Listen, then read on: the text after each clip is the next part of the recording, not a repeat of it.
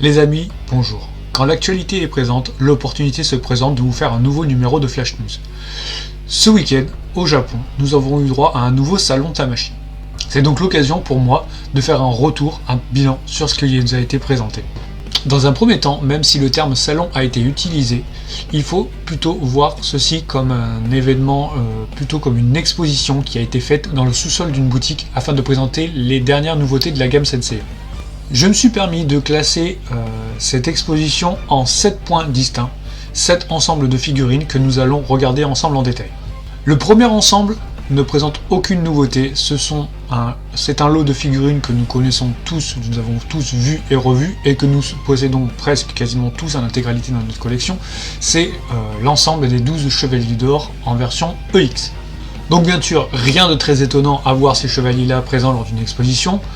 On s'attend bien sûr à ce que ces personnages majeurs soient présents dans la plupart des cas, sauf que j'ai une petite subtilité à vous montrer, je ne pense pas qu'ils sont présents lors de cet événement de façon innocente.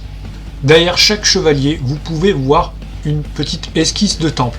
Il s'agit simplement d'un petit fronton avec 2 colonnes ou 2 éléments représentatifs du chevalier et un petit parterre en dallage pur simple. L'ensemble des éléments sont réalisés avec du plastique gris moulé, aucune colorisation, et bien sûr au bas de chaque petite figurine vous pouvez voir une pancarte que ceci est uniquement fait pour l'exposition et que ce n'est pas à vendre.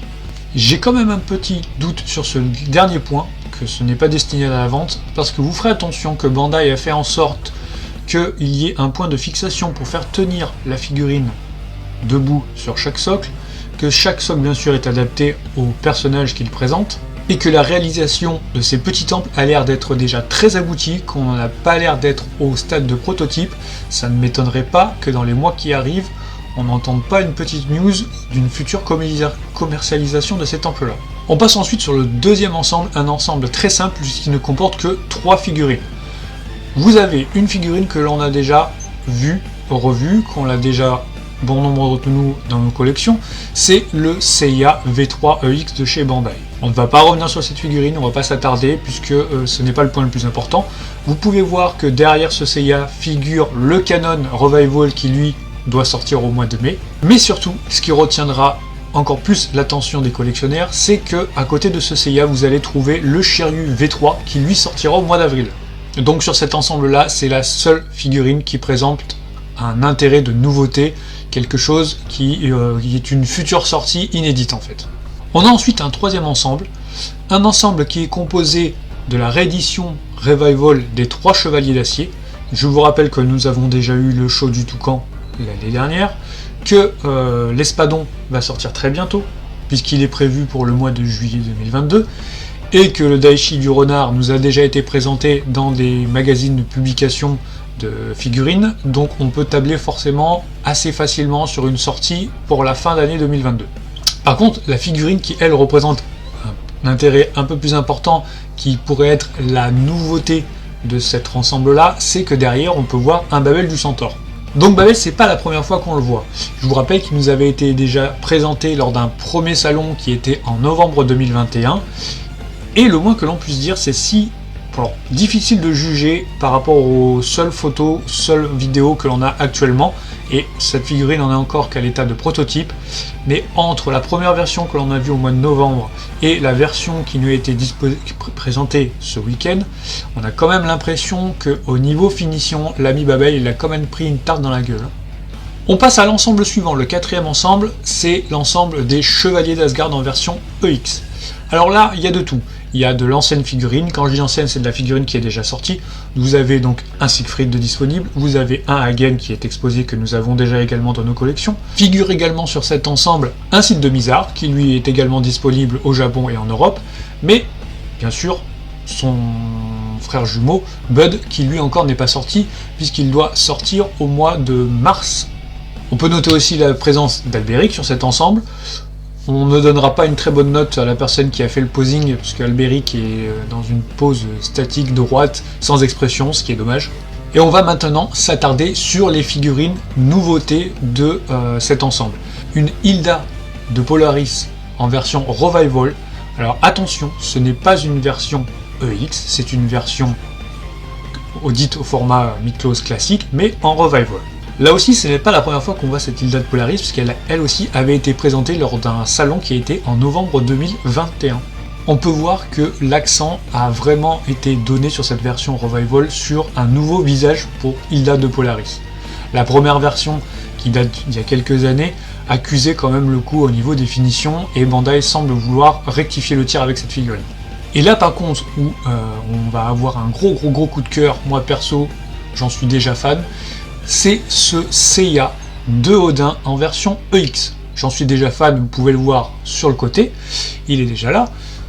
Ce Seiya, donc, qui lui aussi on a déjà vu en novembre 2021 dans un salon, a l'air d'avoir un visage totalement, absolument magnifique. Alors, je suis d'accord, on en est pour l'instant qu'au stade de prototype, on a déjà eu des visages assez exceptionnels, notamment pour le Seiya du film Tenkai ou Bandai, lentement mais sûrement, même pour d'autres figurines, à travers les différents salons, a revu à la baisse la qualité de ces figurines. Pour l'instant, il est vraiment magnifique. J'espère vraiment qu'on aura cette figurine-là dans nos collections. À côté de l'ensemble Asgard, forcément, il y a un ensemble sur les Marinas. Donc les Marinas, rien de nouveau. On a déjà eu le quasi-ensemble des figurines qui ont été éditées. Donc les 6 Marinas plus Poséidon. Il reste encore le souci du Kasa. Le Kasa qui doit être édité au mois d'avril. Donc là, cette exposition nous a permis d'avoir un visuel supplémentaire, de voir un peu plus à quoi allait ressembler cette figurine et à quoi nous pouvons nous attendre quand nous allons avoir nos boîtes en main. Sixième ensemble qui lui par contre colle vraiment à l'actualité, c'est un ensemble sur les Juges des Enfers en version OCE. Donc je vous rappelle que Radamantis était sorti il y a quelques temps, que là au mois de janvier est sorti le Minos, et que nous avons eu aussi il y a quelques jours, quelques semaines, les précommandes pour le Ayakos du Garuda. Donc c'est une exposition, un ensemble qui nous présente une exposition propre des 3 chevaliers, des 3 Juges des Enfers en version OCE.